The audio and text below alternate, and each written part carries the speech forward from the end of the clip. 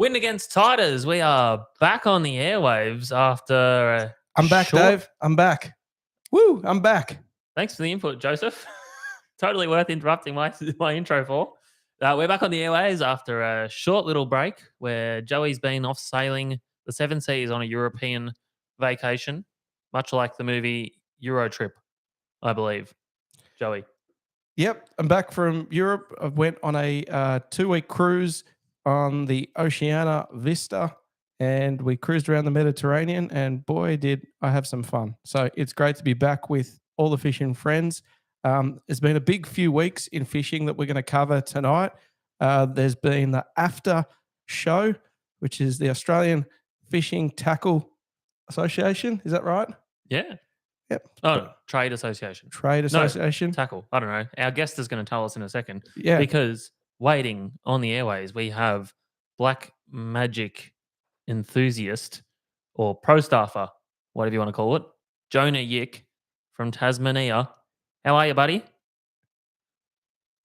Hey, Dave. Hey, Joey. Hey, Jonah. How's it going, my man? Good. Yeah, I just flew back home today and getting ready for my reality back at work tomorrow. Now, you've been at the AFTA trade show. Do you want to tell us a little bit about what that is for those that aren't aware? Because from where we were sitting, it just looked like a bit of a piss up, but apparently there was some sort of work going on there. Oh, definitely not, Dave. Yeah, look, so definitely not to a piss up anyway. It was serious work. So I fish for Black Magic Tackle, and they generously flew me and my fellow sponsor Michelle over for the. They flew you in from 4 overseas. days, They did from overseas. That's right. So yeah, that's I guess our main work initially was just to promote the tackle, have a chat to people. I actually didn't know what to expect because it was my first AFTA experience, and it was pretty busy, I must say, but very enjoyable. So the idea is that it's basically all the fishing brands in Australia and some international ones there, and they're displaying all their products for the year so that the tackle stores can come in and choose what they're gonna buy and be selling to us public, basically, isn't it? Yeah, exactly right. It's basically like one massive tackle store under one roof.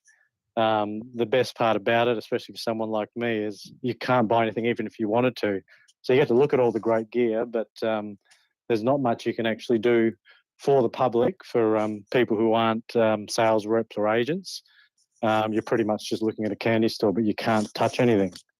Oh, that must be very hard, but it probably did save you a bit of money in the long run. So you were you were saying you didn't get a heap of time to get around and check out all the stands because you were so busy with all your fans. We know you're a big deal. You don't have to keep telling us over and over again, but we know that you're too busy.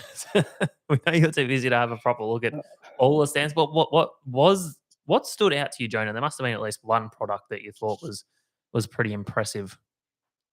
Yeah, look, no, I did get a chance to look around everything. I did have regular breaks and walks around when we weren't making promotional videos and actually doing wind against tide promotional videos. So at some points, Black Magic did remove the chain from you and allowed you out from the stand. Oh, look, our master has no chains. We have free reign, and look, they know that Wind Against Tide is one of our closest partners, so that was an issue. Yeah. So yeah, look, we were able to have a bit of a look around. I guess most of the gear I was interested in was more towards the game fishing side of things.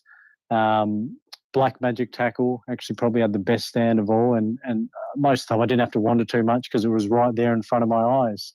But then when I did walk away, look, that's a classic answer, mate. When I did walk away for a wander, I did like the new electric reels. In particular, the Penn International hooker setup, which I'm not sure if the viewers will or the listeners will be familiar with, but it's Yeah, basically a new. there was actually some international hookers on Joey's European trip. So Was he's there? he's had a Have good we look got at them have as we got well. photos of them? Have we got photos of them to compare with the ones at the trade show? I'm sure they were the same thing, weren't they? Look, it was the peak of European summer. I will say that. So yeah, they could have been. There was a whiskey and cigar bar on board the cruise, so there probably was a few of them in the whiskey and cigar bar. But Jonah, tell me about this reel, my man. What Okay, blew your mind about this particular pen reel? This reel was amazing. It looked amazing, but the thing is, so I've got quite a few electric reels. I've got one of them which can handle big swords, the Daiwa Marine Power. But the thing is, it's still big and heavy. You can manually wind with it, but it's the size of probably between an 80 and a 130 size. It's cumbersome. It wouldn't be great to harness out of. Look, do these things have do they have lithium batteries, or do you need to actually attach them to a separate battery? I know nothing about electric reels. No, well, so the one that I've got has to be connected to the boat battery pretty much at all times, unless you want to unplug it and wind it manually. So these new Pen hooker electrics have attachment plate which goes on the side of the reel, and it allows it to be an electric reel. So you could use it to catch your blue eye or whatever else, but more specific for this, you can retrieve your baits electrically if you're sorting, and then if you do want to fight a fish, you can unclip it and then harness in, and it attaches to all the conventional sizes. So I think the 130, 80, 50, and I think 30 wide reels. Yep. The boys at the our local tackle store, Fishing Online in Hastings, they actually had. I think they've already bought a few, Jonah, and I inquired about the price tag, and it was something around $8,000. Wow. Yeah, I also inquired, and I think it was around that as well. It gave me quite the fright, but I can see how they'd be good, because, like, I reckon my Tiagras their life expectancy has been severely impacted from so much hand winding when lifting and dropping sword baits. Mm. And my its expectancy has been severely impacted for all the winding. So I think it is a pretty cool product. And I guess we need to do a lot more Black Magic marketing work to be able to afford one, I suppose, Jonah. Definitely. Yes, definitely. I think it's it was nice to look at, but I'm not sure if I'd ever get one. Yep. So you're not against using electrics for swordfish, obviously, since you already do it. You don't consider it cheating? Oh, well, I'd say it's, I mean, for winding the bait in, I don't see it as a real issue. Definitely if you're going to use the electric to fight the sword, it does take a bit of the sportsmanship out of it. A sword is a sword, as they say, though. But certainly I'd say it's not equivalent to fighting a sword harnessed in and hand cranking traditionally. Yep. Yeah. Now, Joan, I've got a question. I don't know. Yep. Oh, yeah, Joe. Can I go ahead? You can go there ahead. There you go. Just for the regular fishermen and fisherwomen out there, when you're at AFTA, what about conventional rods and reels and lures? Did you have any standouts for you amongst the entire show? Look, the Shimano and Daiwa stalls had a lot of different reels, bait casters, spin reels. They all look flash. They all look shiny. I didn't have that close a look at them, to be honest. But they had a whole range of brand new reels, and I think they were even. I think it was Daiwa that won one of the awards. Don't quote me on that, though. I think it was potentially they might have won best reel or something like that. All right, enough boring fishing tackle chat. But with the rods, I'd have to say one rod really sucked me in, and it was one that was promoted by fellow Wind Against Tider, Fergie. Yes, you had the pleasure of meeting the world's most intense salesperson, I heard. Hey, I did, and he sucked me in. That was by far the best and most impressive rod I'd seen. I think it was an Atomic, but I think it was Dave's got a amazing. snippet of it somewhere. I don't know if I saved it on here, Joe, but it was quite a funny video. I watched it today. Jonah basically got salesman into this atomic rod, and but yeah, quite a funny video because Peter's quite intently laying on the salesman act, and Jonah's really getting sucked right in. Yeah, but Jonah was putting on his act as well, because I thought the rod was I did. actually going to break in his hand. I thought it was just going to like be a brittle twig and just snap. No, it was very impressive, but I did also drive a hard bargain. So I'm not sure where we're at with that, but I think I could potentially get a good deal from him. Yeah, You you're clearly getting my don't, terms. you clearly don't know Peter very well, my friend. you're getting 5 for $1,000. That was the last tally on it. Was it? Was that it? Yeah, 5 for $1,000, $200 a rod. Not bad. Nobody gets a good okay. deal from Peter Ferguson. Mm. They may think that. He trained me in everything I need to know about real estate. I tip my hat to Fergie. Very good ground. Make them feel like they're having a win, but secretly you're profiting nicely from them. Sorry, Peter, I love you. So Jonah, what else was happening at AFTA other than the fishing tackle? I know that there was some late night drinking and galas and all sorts of shenanigans. Did you partake in a little bit of the nightlife up there at the Gold Coast? And how did you enjoy that part of it, the social aspect? Yeah, there was a bit of that. There would have been some hookers nights, and masturbators in the Gold Coast. I don't know what that reference is to, Joe, but He's look, talking about fishing. Fishing. Fishing. Yeah, the reels. Yeah. No, I think most nights we did go out for dinner and went out and about to some of the local haunts.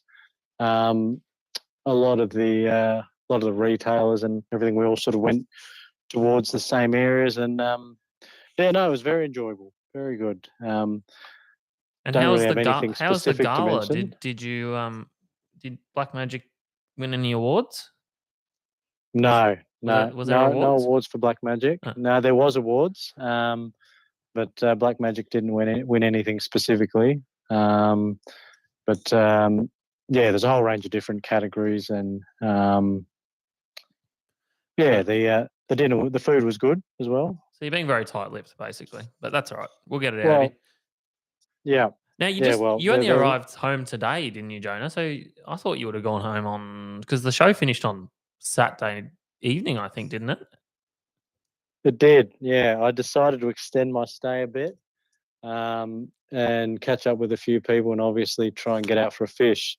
So the catching up with people was good, but the fishing wasn't quite as hot as I thought it would be. No, I suppose you just imagine Queensland to be a fishing paradise, but just like anywhere, it can be quite tough. What did you go fishing for, and who'd you go with?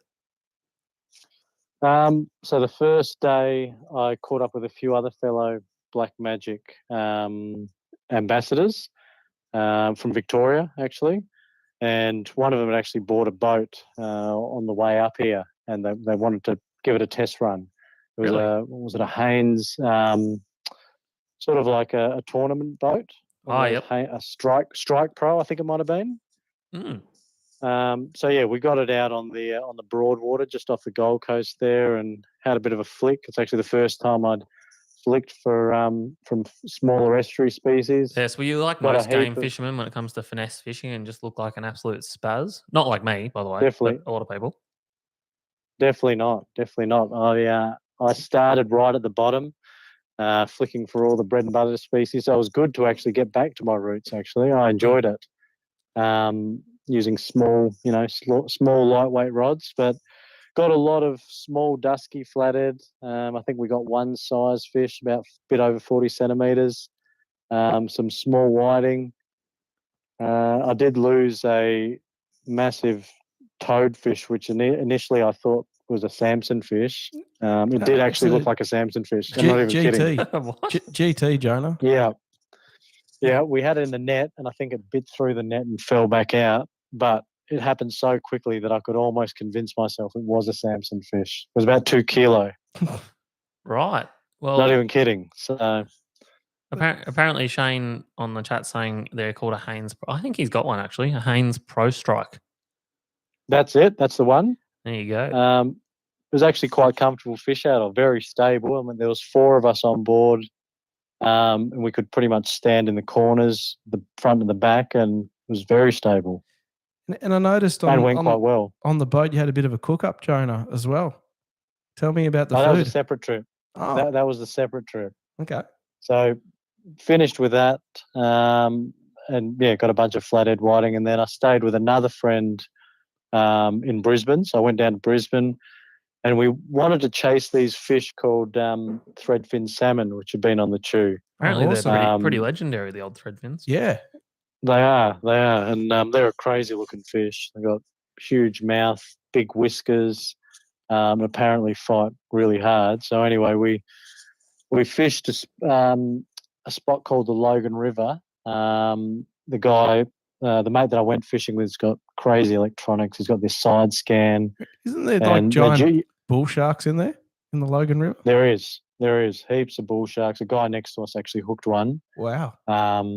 But it's pretty much like a muddy, mangrovey sort of system, I guess, with quite strong tides. But the electronics these guys use is just unreal, and they all seem to be the same, because we've probably passed another 7, 8 boats, and they all just sit there staring at their 12-inch. Well, this one on the boat I was on board had a HDS 12. All have side scan, and they pretty much just sound around looking at the side scan until they actually see the fish, and you can see the fish, which the threadfin sits straight flat on the bottom. You can see the fork in their tail, and then once we find enough of them sitting on the bottom, you drop down small vibes, and you lift them up and down, and the technique's called teabagging. Ah, yes. So, Joe is very familiar with teabagging. Oh, I don't know what you're talking about. Yeah. You're a banana. As the fishing technique, of course. Yeah, like whiting. So just a slow lift up and down, basically, Jonah? Pretty much, and you feel it vibing. It shakes for a bit, then it drops back down to the mud, and you just go up and down, up and down. But it was certainly tougher than I thought. And I think halfway through the day, I did ask him what his strike rate is on them, or what a good day on the threadfin salmon would be, and he said generally 1 to 2, but more likely 1.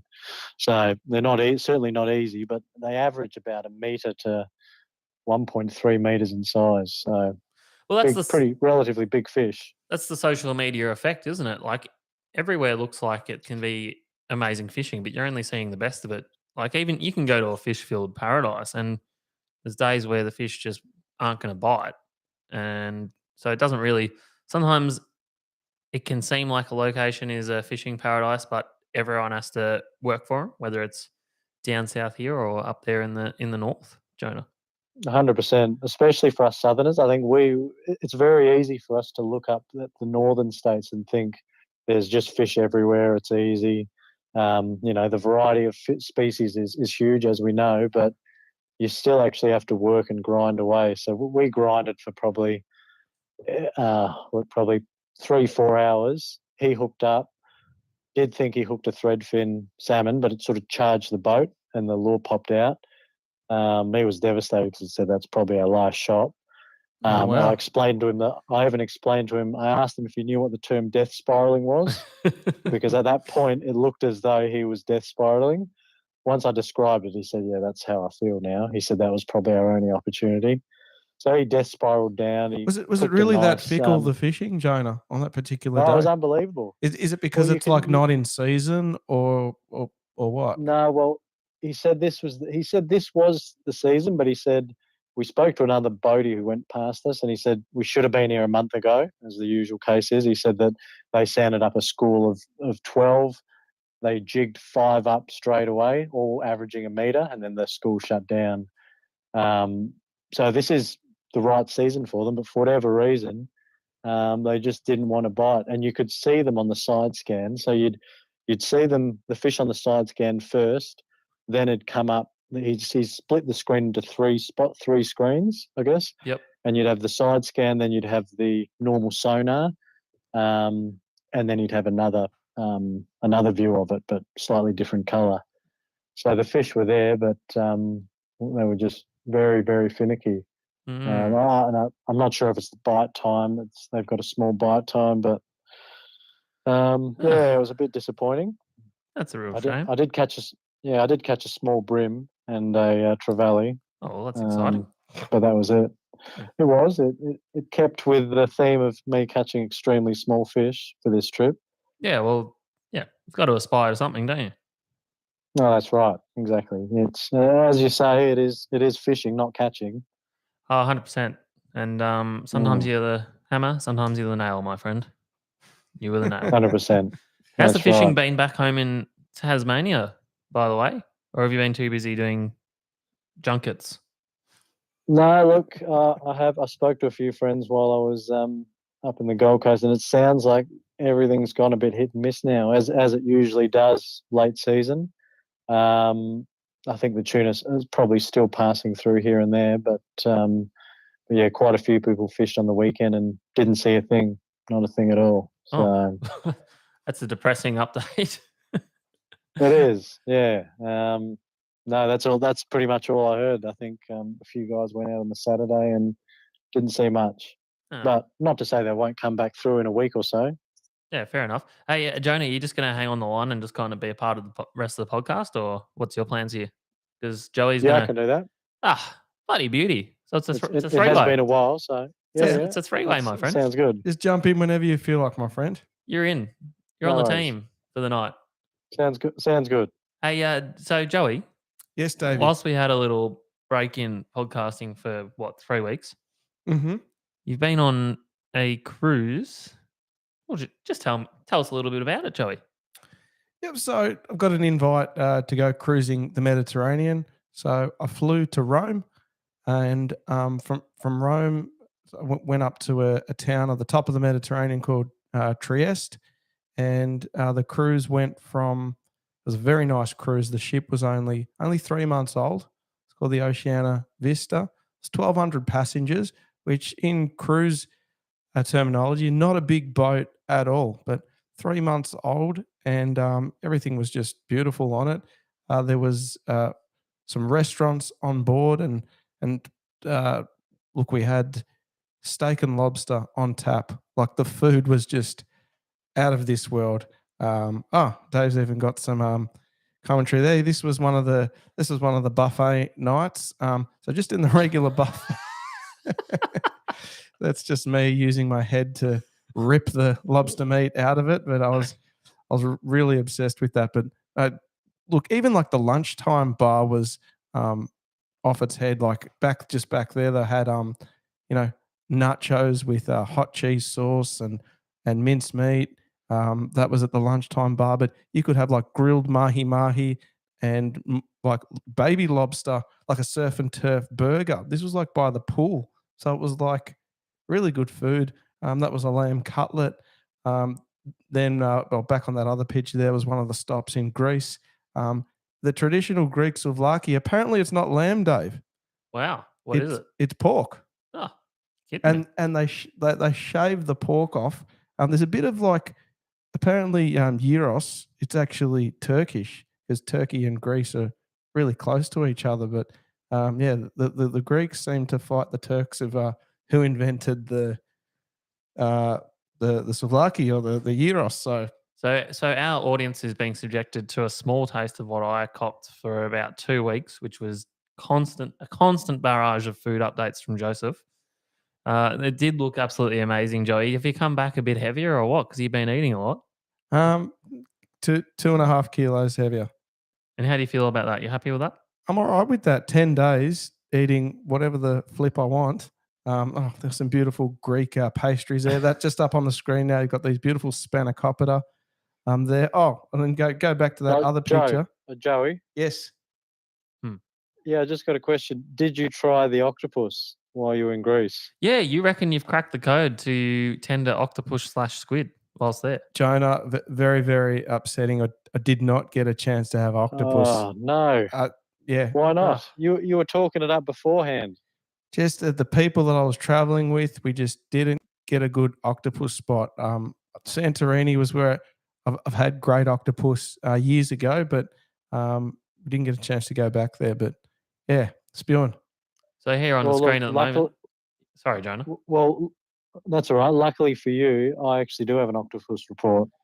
Oh, yeah, go on. Actually, tell us a Tell bit us about it. stuff No, Joey's you trip. can keep that on. That's, No, that's 5 minutes. No. That's, Oh, fine. we need some good background. We'll watch brown man swimming around. That's all right. There'll be fish. Jonah, I absolutely love. So the Greeks are famous for perfectly char grilled octopus, and I noticed right. you caught some octopus and did a great job of it. Tell me. I do, yeah. But this is actually a more recent octopus update. So while we were in the Gold Coast, we went to a nice fancy restaurant. I think it might have been on the last night. And two of us actually ordered the grilled octopus there. Yeah. And Is there more to the story? it was good. Yeah. It was. They were actually baby octopus, so different to the octopus that I've caught and how I probably would have cooked it. That it was okay, but I still think I've got it. I've nailed it a lot better than the average restaurant. Oh, you think yours was better than the restaurant quality? I do. Yeah, that's right. Do you want to walk us through your So- process a little bit? Because it's actually bloody amazing, your octopussing. I reckon it's octopussing amazing too. Fishery. So I've told a few people about this and they think I'm talking crap, but there is a peninsula. There's a peninsula down there at Eaglehawk Neck. Is it Ephesus, they call it? Something like It's that. an isthmus. An isthmus. It's pronounced. Bloody hell. Yep. Tried to sound smart. Right. And Yep. it's on a high tide, on a full moon. Am I right? Yeah, that's right. And they're real big octopi. Yeah. So these they average probably. These are adult Maori octopus. They probably Maori? average. Maori. That's the species name. Sure, Yep. bro. Yeah, exactly that. Yeah, they average about 8 to 12 kilo, I'd say. And what you do is, for whatever reason, during these tides and when the moon phase is full, they try to go up the beach and they're attempting to go across to reach the sea. So you've got an inshore bay and the east coast on the other side, but there's a road separating them. You see, so the octopus end up moving up into the shallows, trying to get across the other side. And why did the octopus cross the road? It's that age-old joke, isn't it? Why does the octopus is. cross No, the like, Ethos? like why? I'm not sure actually. I don't know if it's because of breeding and spawning. I actually hadn't looked that far into it. But You're not sure, but you're sure as hell there to murder them while they're trying to do it. Exactly right. And this has actually been going on for many, many years. I think the famous commercial octopus hunter was actually a lady called Ockie Rose. Oh, And that's right. And I think her record catch of these big octopus in a night was something like 200 plus in a night. Wow. One night. what year is this that we're talking about? Look, I think it was in the 80s, from memory, Yep. 70s or 80s. I don't know if she's still operating or if there is still a commercial fishery there, but plenty of people in the know will still go to these spots and, you just wait around with your torch, and if you're lucky enough, you might see one or two or three. Generally, you're not going to, I think a good number is sort of 1 to 5 generally, and once you spotlight them, they're either sitting on the bottom or they're swimming, and you pretty much have a gaff ready. You gaff them out of the water and away you go. You absolute monster. We have to we'll share some pictures of your octopussing on the socials. I think it's really cool. Okay, so you definitely should. You've gaffed them. So anyway, they go across a road. Okay. So you could be. So do people just drive along there and run them down, or? No, well, they don't make up the road because obviously there's because you get them, of course. Well, not that, but also the beach. There's pretty much a bit of a bank for them to get from the beach to the road. So they never actually get to the road, but they're trying to get across. So I'd be highly doubtful if an octopus has actually managed to cross over. You know, they sort of get the beach is pretty much as far as they can get. Oh, but that's no good. Poor Rockies. So in saying that, even if I didn't take it, or people didn't catch them, they probably wouldn't do too well because they'd end up stranded. Then all the birds peck away at them. Yeah, no, so you're doing them a service. So your secret method for tenderizing them, have we run through that one yet? No. So what I usually do is I'll throw them in the freezer first. And during that freezing process, I think that tends to break down the cell walls and everything else. So then I'll defrost it after that. I actually don't bash them or slap them around like the Greeks do traditionally. No, Oh, yeah. we don't stand for that in Australia.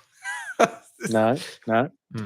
So I'll have a pot of water boiling, and then I pretty much slowly lower the octopus down into the pot, and basically blanch it. So I pull it in and out a couple times till the tentacles start to curl, and then I drop it down into the pot, turn the heat down, and let it simmer for around an hour. And pretty much when you pull it out, it will be absolutely perfect tender. An hour? About an hour, yeah. Okay. 1 hour simmering.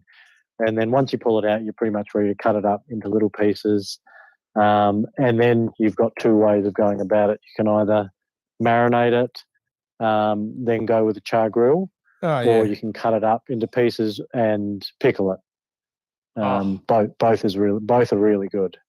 Both char grilled octopus is just exquisite. We have to. That's definitely my favourite. That's definitely nice.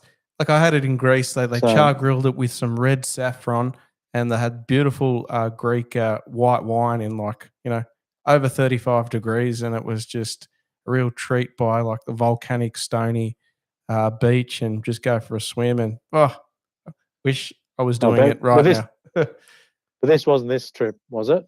No, I went and did that in 2019. Previous. But Greek Island's beautiful place, and what people were seeing up on their screens before was an island called Kefalonia, which was one of the cruise stops, and we swam at the most crystal clear water on the Mediterranean. It's sort of like an aqua clear kind of blue. It's not like the tropics; it's a different kind of color, but it was just absolutely beautiful swimming in the Mediterranean.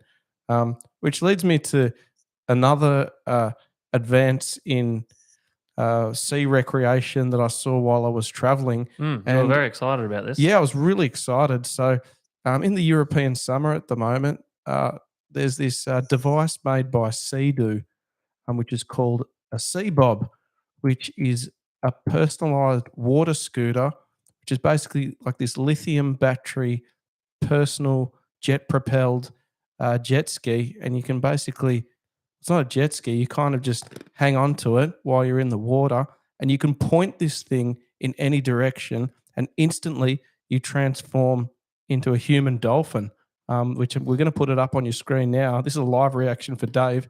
Dave, what do you think about this? Is the Sea Bob? This is like the Amalfi Coast in Italy, and there's old mate. There he goes, bang, under the water. No, it's pretty sick. 15 grand though, jeez. Seems a bit over the top. Well, I've got some specs on it while we're watching that video play. It's they're about $15,000. They are available in Australia apparently.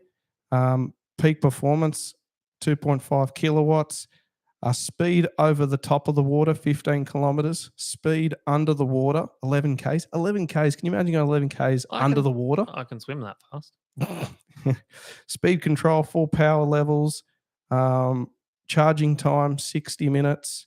Like, can you imagine that down some of our Victorian beaches in the middle of summer? You would be a hero overnight. But so, anyway, our big announcement for tonight is that Joe is the sole distributor of Sea Bobs in Australia. I can only imagine that's where that whole sales pitch is leading to. No, it's not. I'm definitely not. But yeah, Sea Bob, I reckon. Pretty cool thing. Are you watching that, Jonah, or are you just on audio only? No. Okay. I'm just on audio only, so I'm trying to imagine this. So Joe, are you on the surface or are you underwater? Are you holding your breath the whole time, or no? You got a snorkel in your mouth. You got to hold your breath. Like literally, this device, you can point it into the water, and it's got it's a jet turbine. It just wherever you point this device, it goes. It dives up to 40 meters as well. There's a little bit of buoyancy in it, but yeah. But if you can't hold your breath for that time, You lose your sea then bob. yes, Yeah, you'd have to let go and Of- swim to the surface. you let go and the thing floats to the surface. Yeah. Are you, are you okay. thinking about how you could use it to harvest more seafood, Jonah? Yeah, potentially. I was just yeah, maybe if you had a scuba tank on your back with the sea bob, that could work quite well. Yeah, definitely. Just moving back Mm. on the octopus, Shane's reminded me there that the classic Greek way to dispatch them is to actually grab them and they bite their brain, Yeah, that's right. which is a bit. I didn't do it that way. No, wow, that sounds terrifying to be honest. Mm. What's Well, the way I do it's also Terrifying. could potentially be. Yeah, what's that potentially. ancient Greek sea god with the 3-pronged pitchfork? And he just Old Poseidon. MacDonald. Oh, what's his name? Poseidon, I think, potentially. Yeah, we'll go with that. I was going to go with Old MacDonald. He's got a pitchfork. Either or. Pitchfork their brains. Yeah, so he. But anyway, so Yeah. Oh, sorry. what I was going to say is, so definitely char-grilled octopus was probably one of my favourite seafoods, but amazingly, there are other people who don't like it. One of them was Michelle. Despite me trying to get her to try some of these little tasty char-grilled baby octopus, she wouldn't have a bar of it. But she likes squid. Uncultured swine. I thought so. That's exactly what I thought. To be honest, though, when I catch octopi, I tend to release them because they're apparently as smart as a 3-year-old. Well, that was her excuse as well, and people refer to that my octopus teacher or whatever it was. But That's South African. if you have good but if you have good char-grilled octopus, that's not going to matter, is it? No, it's not. Or you'll be releasing it knowing that at some point you'll wait for it to grow up bigger and you'll be harvesting it. Yep. Yeah, absolutely ruthless. Mm. You are. Hey, Yes. Jonah, I know you've heard all about our latest fishing reports, but there's been quite the large tuna bite going on, as there is every year here in Bass Strait, in Central Bass Strait. Used to be a absolute oddity, but it's become pretty common. And Joey came straight back from his travels, and we headed out on Sunday. Actually, I've done a couple of trips while he was away, and I got absolutely bashed to death by the ocean. Quite unlucky. Had fish hooked around me, marked heaps of them on the sounder, all that sort of stuff. Yeah, and I noticed that you were kind of struggling while I was away. So when I bypassed Rome, I did actually throw a €1 into the fountain of Trevi, and I wish, and I said we're going to get a barrel next trip when we come back. But I tossed my You must euro. have done it wrong. Yeah, I tossed my euro in, and I made a wish for a barrel. But Dave, you may continue. Well, we set out on Sunday, a nice calm day, and I thought there's going to be a lot of boats out here. Still quite a large moon, so I thought we're going to get out here early. We shot straight out. It'd been and rough as well. It had been rough. The last few days. They're pretty good ingredients for a good barrel bite. A bit of weather, first calm day after the blow, and I don't know about you, Jonah, but I quite like fishing around a full moon for barrels. And we got straight out there, and old friend Brendan Wing, first of all, quite amazing he was out there so early. But second of all, I couldn't believe it when I was driving to the ramp. I'd seen his car pull out of the service road at Hastings. I'm like, gee, he's actually trying today. the old boy wound back the clock a bit because I just had this feeling, Joe. So I gave him a call, and I hear the high pitched puffing, excitement. We're hooked up. We're hooked up, Dave. And I can hear the Tiagra growling in the background, and he's on. And I'm like, oh, freaking hell! I've gone to the wrong spot again. I was 6K away from him. Yeah, we were wide. So we shot back there, Jonah, and he was fighting his fish. 2 hours later, he lost it, unfortunately. He had swivel to the rod tip just out of guffing range, and he pulled the hook, which is so often the case with these big fish. But we were working around the area, and we had a rod absolutely crack off, Joey. Was it a blind strike, Dave, or were you working a bust up? So we had general life in the area, but nothing it was all moving around really quickly. There wasn't sustained thick bait that you see the fish sort of hanging off. So you know what, Jonah, this was a bit of a Tasmanian-esque hookup because you guys pull a lot of your big fish off structure. You just troll dumbly around rocks and stuff, right? Oh, we Dumb troll around emphasis rocks, on the dumbly bit. and we focus our efforts strategically on these rocks. Oh. Yes, that's right. Continue. A single dull-minded focus on trolling around the rocks. Anyway, so the spot we were fishing is one of the most impressive bits of structure that we have offshore here. It goes from 50 meters up to 27-ish, 28. Yeah. So we're right on top of this rock, just trolling around, and the shotgun rod screams off. And I'm like, oh, we're on. Anyway, it screams off, dumps a whole lot of line.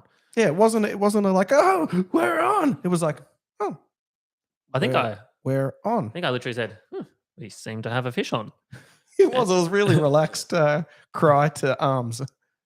Anyway, she dumped a whole heap of line, and this was on the spreader bar, which you can see in photo. Spreader bar with a Bass Strait Lures Hulk-coloured bullet head, perfectly matched those two lures.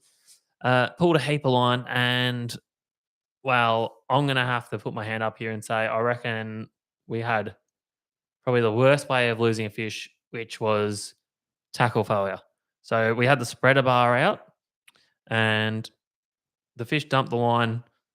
We got settled into the fight. Rob Blumick was on the boat. He was winding the fish in, and we just never really got tied again. So at some point, the line has sheared away from the leader line has sheared away, and we were left only with the spreader bar. But Jonah, you know this all too well. That awful feeling of everyone on the boat is crying, "Oh, we're still tight. We've got pressure," and you know in your heart of hearts that's just the spreader bar or the lure. And I was going to say that was probably the most painful part of the video, and I've seen this sort of similar occurrence a few times where the driver is driving away as quick as he can, trying to see if that rod's going to load up properly and actually see line coming off the reel. The angler's still winding, thinking, "Oh, I've still got something on here," because the rod's bent from the just the spreader bar running in the water, and then suddenly hearing the skipper or Dave saying, "I can see the spreader bar on top." It's flapping on top, guys. Which is also a similar thing that happens when you're sword fishing and you're trying to drive away, unsure whether or not that sword's coming up at the same rate as you're driving away.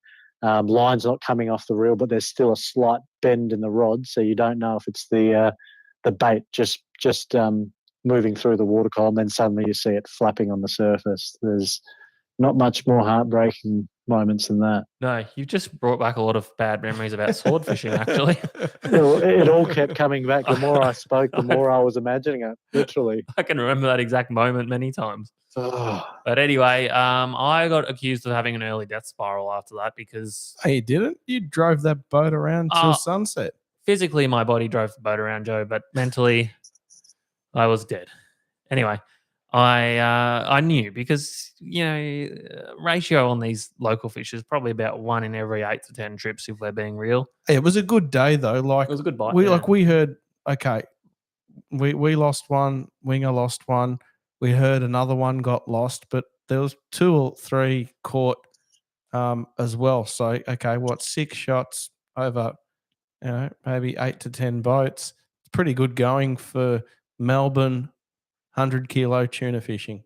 It is good. Unfortunately, it just got quieter and quieter as the day went on, though. And, there was a couple of highlights we pulled from it, though. First of all, Joe managed to entertain everyone on the radio when he gave the world's longest description of the gourmet rolls that he had provided the crew. It went for probably a good 8 to 10 minutes, this description, not even joking. And he finally reached the end. He's midway through doing this giant description, and I'm saying, I'm in the background going to the boys, does he know everybody can hear this? He's on the radio. Does he know that? No, I thought I was just talking to Brendan like it was just a two-way conversation. Undeterred, he carried on. Finally, this came to an end, and some old mate on the radio, which I really rate his response, just very calmly just responds, "Can you please repeat that?" I thought, please God. No, look, like it'd been a busy week. I'd come back from holidays, I'd straight back into the hellfires of real estate and playing music. And, it'd been windy all week. And, people ask, how much do I fish? But like I fish, but I really try to hedge my bets on when to go fishing. And I got home at 2 a.m. from plucking strings in the band the night before. And I just knew that, full moon cycle and it'd been rough. And the first chance for boats to sort of get out on these big tuna that have been biting, I had to make an effort to be on board. So I was running on about 2 hours sleep, and I just did ask Brendan. We were trading lunch stories of what we ate for lunch, and I tried to just give him some elaborate food connoisseur description of our cold meat salad bar, and the tuna fleet that was floating around us seemed to think pretty entertaining. So anyway, I want to say a big thanks to Dave Jurisic from Bass Strait Lures, because I told him I'd managed to lose his lure, and he's had a new one built and created, and he's already posted it out, Joe. So we'll be set to go on the next trip, ready to go again. Yeah, love it. So And good. just a nice little finish to that trip, Joe. We pulled into your favourite restaurante. We did, after a long day on the deep blue sea at the eastern entrance. What not better to do than stop past the San Remo Fish and Chips co-op shop. But last time I over-ordered fish and chips by running a phone order through on the mobile phone, and Rob Bloomink, who was on board, he said to me, "Joey, have a look. They've got online ordering." So I was blown away. They've got like pictures of all the packs, different packs of fish and chips. Even like there's like a picture of like a single dim sim if you want to like add on like little separate items to your overall order. So I'm having a ball here on my iPhone, just ordering up a storm here. I'm adding on extra items to the pack, and just Apple paid it. Bang. And then by the time we got to the jetty, I ran inside and the fish and chips was ready. So I rate the online fish and chip order from the San Remo Fishermen's Co-op. So highly recommend if you're running back in from the eastern entrance after a long day of grinding out on the tuna. Best thing about that was it was like quite horrendous, the current. It was precarious docking, right? It was absolutely pissing out the entrance. And I came into dock and I'm thinking, yep, Joey's going to catch the boat so that we are docked safely. But no, as soon as I got near the dock, Joey is off, laser eye focused on the fish and chip shop, and he's away. And I'm like, yeah, we'll be right here, Joe, just drifting into our deaths. He really was keen on those fish and chips. No, I did. I just jumped out of the boat, Dave. I think his exact words were, "Oh, you're going to catch us?" And by that, I was like already 6 steps down the pontoon. There's absolutely no doubting where your thoughts and true love is, Joey. It's not the boating, it's the fooding, which is fair enough. Hey, Jonah, can you comprehend this? We used Oh, 100 hang on. Before you move on, I'm glad you guys had a good experience with your seafood. Mine wasn't that great when I was in the Gold Coast. Oh, So tell us. I tried 2 separate restaurants, and I wanted to have some either nice saltwater, locally farmed or caught barramundi or Spanish mackerel. Every time I asked what the fish was, it ended up being hoki, of which I've got about 10 kilos in my freezer, and I couldn't do it. I could not buy it. So at least it wasn't Bassa. No, but one of the other ones was a dubiously named whiting, which I didn't like the look of either. Oh no, So whiting is just a general whiting in some Brisbane, catfish and type thing. Exactly. Spanish mackerel is beautiful. I did a little detour back from Europe through Port Douglas, and I had Spanish mackerel, fish and chips, and I got to say it was absolutely delicious. well, that's what I was hoping for. I think we had that conversation just before I went up there, Joe, about Spanish mackerel and barramundi, and could not find anything. Yeah, that's disappointing. So, but my I think I was going to mention to you earlier. My boat lunch experience yesterday was really good. My my mate fried up some beautifully seasoned chicken, Fried cooked it up on the gas, fried it up, Just like seasoned a and then fried it up. like a breast. Just fried it. Yeah, Hmm. cut up little pieces of breast, sort of rolled in different herbs and spices, cooked them up, fried them up, and then wrapped them up in a wrap with a slaw mix and some sort of a mayo. It was delicious. Probably the best boat lunch I've had in a long time. Did he provide you with water? He did. Okay. Water as well. Very nice of him. Oh, just because Yes. I've been on your Yes. What boat does and he? you refused to give me any. And you saw the two water bottles and because I didn't point at you to tell you one was yours, you assumed that they were both mine. Well, you're just such That's a right. threatening presence. I just thought, oh, I better not touch his water bottles. I'll just dehydrate myself to death instead. Which you did, and it saved you paying all day. So I mean, that wasn't Yeah, well, a bad thing. there's always that. You know? Yeah. No, that's what I was going for. But I was going to say you would have been very upset. We used 190 liters in the day on Sunday. Yeah, I can't fathom that. What's your biggest fuel usage day?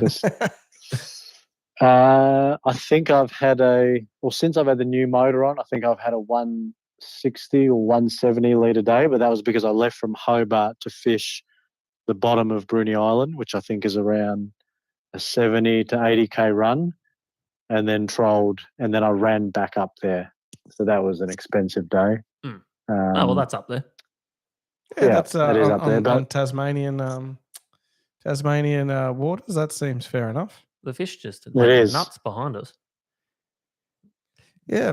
The fish definitely went nuts. As you can see, the male there in one of the corners, he's kind of trying to make a little breeding area, and he's shooing off the other fish away from his little breeding zone. So you might even see if he... That's what happened when I got to your house tonight, Joey. We were trying to shoo away.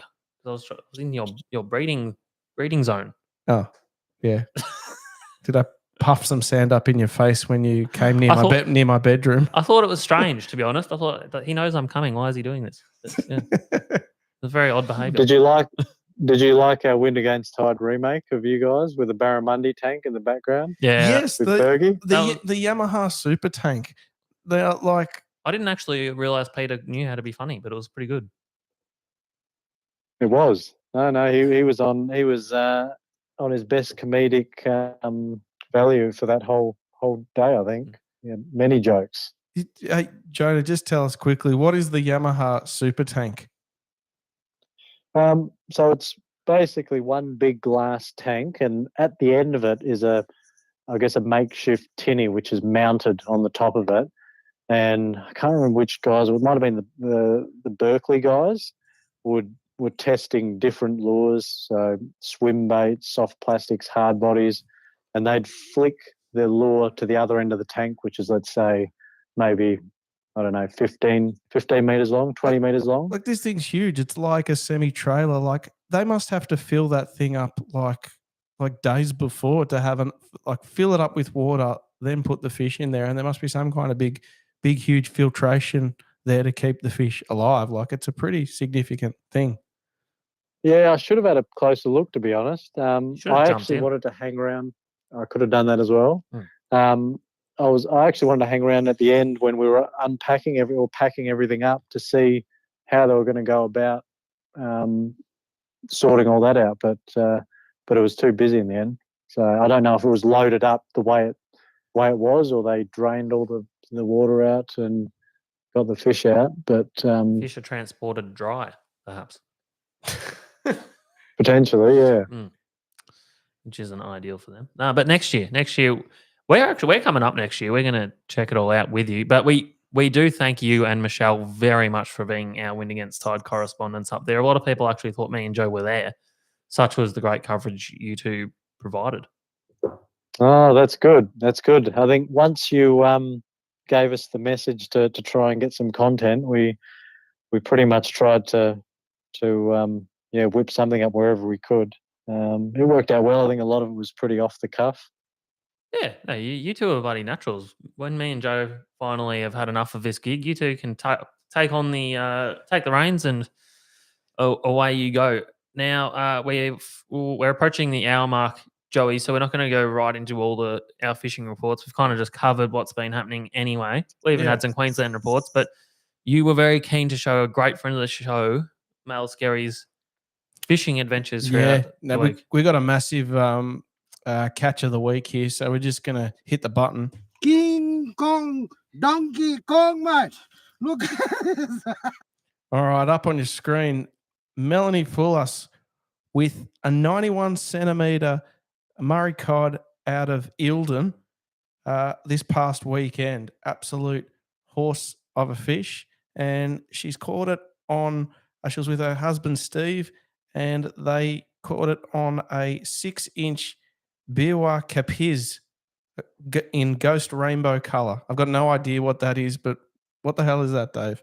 Oh, it's a paddle tail swim bait, soft plastic, Joey. So that brand is brought in by good mate Mitch Chapman's workplace, which is EJ Todd and Sons, and that's one of the brands they bring in to Australia, and they're really good, apparently. Yeah, Mel says she pulled him out of a small pocket amongst the thick timbers, and they got it from Hooked On Bait and Tackle in Hoppers Crossing, and give Mick a shout out, LOL. So shout out to Mick at Hooked On Bait and Tackle in Hoppers Crossing. Got Mel. That's actually a grouse tackle store, that one, Joey. I went in there on one of the very rare occasions I was down that way. I was super impressed. Yeah, unreal.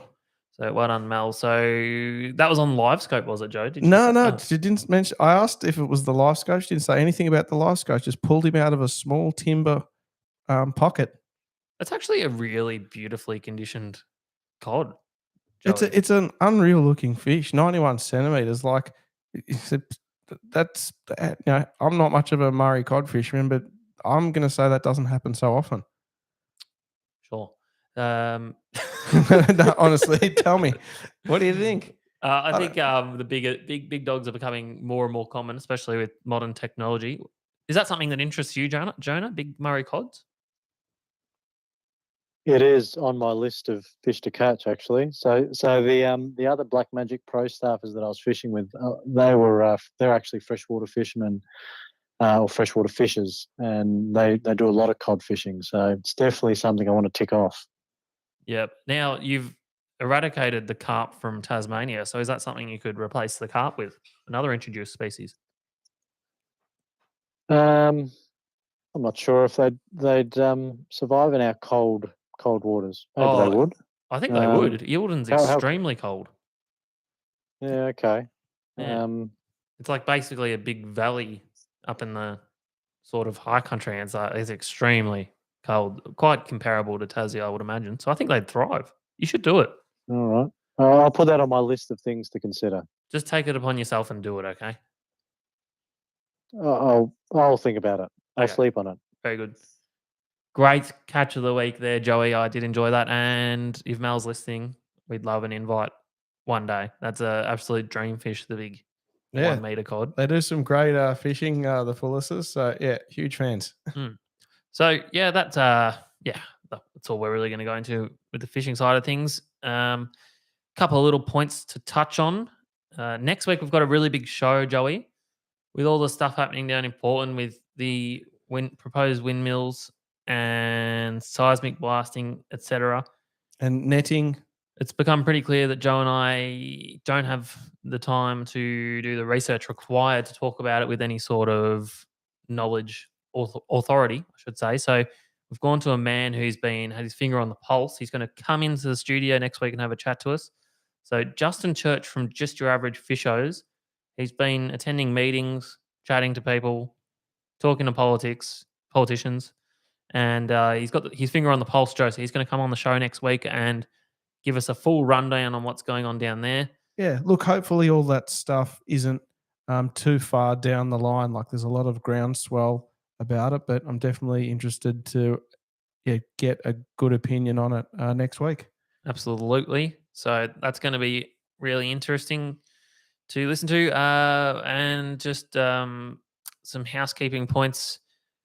We're looking at, so next week we'll be live again, and then we're going to go down the path, I believe, Joe, and everyone tell us how you feel about this. We're going to do our live episodes once a month instead of every week. And then we'll be still weekly, chucking some pre-records out there. Now, this is because we want the product to be at its best. So doing the live records once a month, we'll be able to make them chock full of really good entertainment, have great guests on. It'll give us the time we need to prepare, and we'll make our weekly episodes beautifully pre-recorded, edited, and as smooth as silk. And you'll get your weekly hit and win against Tide, and the one big live episode every month. What do you think about that, Joe? Yeah, it's gonna be good. Yeah, we enjoy doing this, and when we travel, whether it's on the water, at the shops, even in our day jobs, we're constantly surprised how much enjoyment this podcast brings to our fans, and it might not always relate to uh, hundreds or thousands of views on YouTube or Spotify or Apple, but for the people that really enjoy it, it really spurs us on to keep doing the show and bringing this to you every week. So yeah, that's all I got to say about that, Dave. Beautifully said. And our ever popular hoodie line carries on. We've got small amounts of stock of our other designs, but it's come to a time of year where we want to release something new in time for the boat show, Joe. So we're going to do another pre-order, and then we're going to take a bunch of them to the boat show to sell. So we've been tossing around some ideas for a design. I've got a couple. One's related to Joe's crispy skin salmon obsession. There's a couple of other little funny ones, and maybe a couple of more serious designs. But if you've got a great idea for a hoodie, shoot it across in a message, and we'll see what we come up with. So we're in the design process there. So just get excited, everyone, because we're going to have a new hoodie design coming along in time for the boat show, which is on the 26th to the 29th of October this year. We're going to be there again, and we can't wait to be there. The BIAV are putting on another huge event at the Docklands. Jonah, you're coming. Jonah's gone. I'm certainly no, I'm here. I'm certainly considering it, especially if we have a fish. You're coming. Am I? Yep. I've locked you in now. Well, okay. All right. Well, I think I'm pretty close to coming, I think. So Okay. So more than likely it's Jonah's just you coming. might just throw in a sweetener and I'll lock it in. Okay. More than likely Jonah's coming. Suraj, King Kong Donkey Kong, he's coming. Joe, probably not coming, on holidays as usual. I'm at a wedding at Thailand. I'm going to return to exotic fishing in Thailand while I'm attending a wedding. But I'll be thinking about you guys. But Jonah, I think exotic fishing, exotic ping pong shows. I think you should extend your trip, because I think we should have a good old November snapper catch up. A snapper whaling session. I agree. I think we're well overdue for a fish together anyway. And I haven't caught a snapper in quite a while now. So. Yeah, just like the boat show will be the end of October. That is in line with the traditional Melbourne spring snapper season. So the rods will be twizzling and buckling. So stick around for that, and we should get Shane down from the West Coast. Let's just have a big old catch up. Yep, you can all just borrow my boat while I'm stuck at work. That sweetens the deal. Just leave the keys on the kitchen that does table. Sweeten it. The only condition is that Joe's not allowed to drive. Joe. Oh, I don't want it. I prefer to be driven. I'm not going to be a lowly boat driver. I prefer to just sit on my esky sleeping chair with the food tucked safely underneath it and be driven around. No, you've got it worked out. Actually, I'm the idiot that pays for your sleeping quarters. All right, that does sound like a plan. Jonah, what have you got? Have you got anything else to add for the evening before we sign out? I think we've just about covered it all. You haven't asked me what the best part of the after show was, though. Oh, that seems like a fairly straightforward question that we've forgotten to ask. So yes, go It go does. ahead. Well, look, We're as good much as I interviewers. love, that's all right. Look, as much as I love seeing all the awesome tackle, meeting some great people, when else was there? Just the setting of the Gold Coast itself, really. I think the best part for me was actually meeting all of my Black Magic Squad. colleagues, work colleagues, squad, exactly. There was, they really are like a real family. I'm not just saying that, Yeah. but it's just one of those things where Up for a promotion, are we? the whole group we just worked together well, and that really did make the whole trip, I think. Yeah, no, it did look that way to us, Jonah. It looked like you And all and, had you absolute ball. exactly, and this isn't just me plugging Black Magic at all. You know, No, I wouldn't do that. No, well, you actually have stead strong with Black Magic for a long time now. They've looked after you. You've looked after them, and it's a great life binding contract that you have. 100%. Where if you don't use a certain amount of buzzwords in the year, you're terminated permanently. Loyalty is a big one. Yeah, that's a key word. No, so absolutely. note that down. Yeah. Yes. What do you mean? Note that down.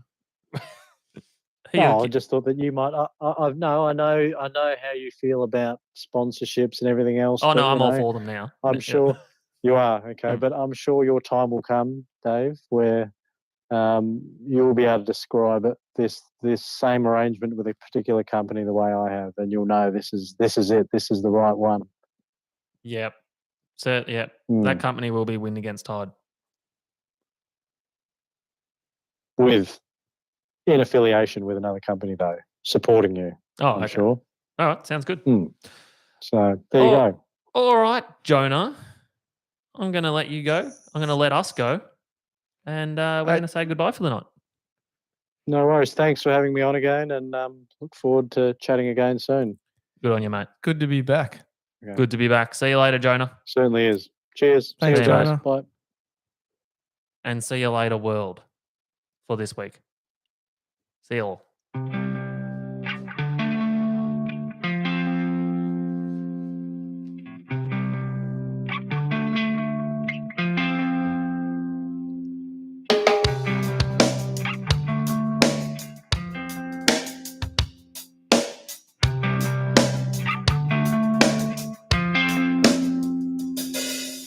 We got to get on that sweet, sweet Black Magic gravy train, Joey. Mm-mm. Hey.